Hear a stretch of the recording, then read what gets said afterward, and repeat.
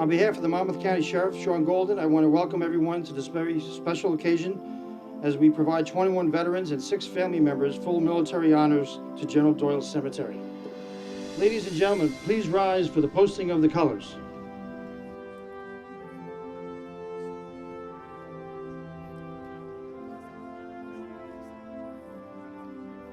We thank you for the opportunity to remember the legacy of each person who will be called. We ask now that you would be gracious unto us as we lay them to rest and grant us peace. Malford E. Holland, U.S. Army, World War II. Elizabeth Becker, spouse of Chester Becker. I'm so proud of our Veterans Service Council, Vietnam Veterans Chapter 12, and all the veterans who help out in tracking down those cremated remains from funeral homes and then ultimately parlaying it into a proper ceremony. This is the third such one where we have a lot of participation from our partners, and we really want a big proper send-off, and so it's very emotional. Jacqueline G. Nelson, spouse of Raymond Nelson. As a veteran, you served your country. The best respect you can have is being buried in a military cemetery with your fellow veterans, not being left by themselves on a shelf. It shouldn't be that way. It's a great turnout. It'll never be forgotten. They get all the honors they deserve, and that's the way it's supposed to be.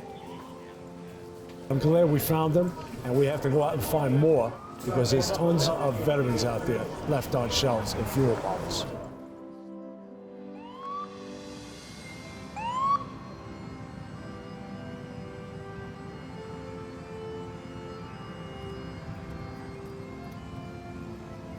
Wow, it's fantastic.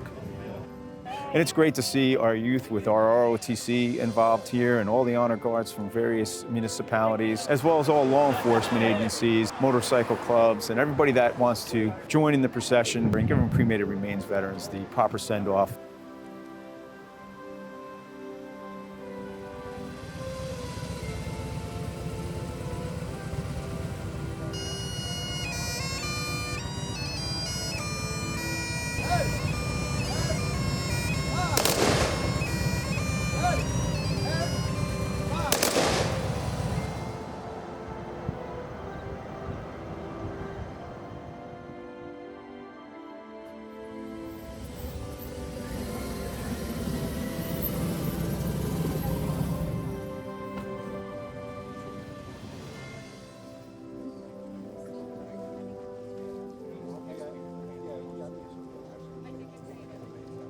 If you are able, save them a place inside of you, and save one backward glance when you are leaving for the places they can no longer go.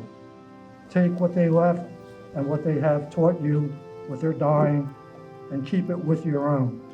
And in a time when men decide and feel safe to call the war insane, take one moment to embrace those gentle heroes you left behind.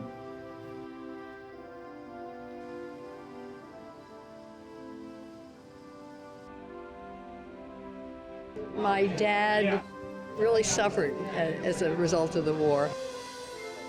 You know, it had a very tough rest of his life. He died 40 years ago, and my sister who lived here arranged for his funeral.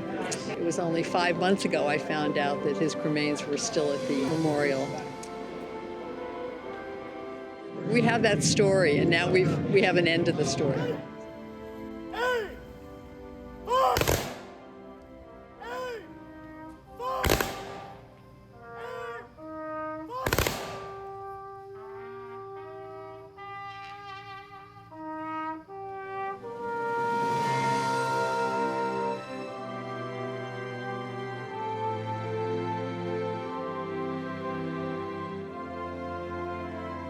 It's hard to fathom that these cremated remains sit on a shelf in funeral homes. It's a great job by our veterans in really tracking them down, doing the proper vetting with the Department of Defense, and then ultimately providing a really honorable way to memorialize our veterans.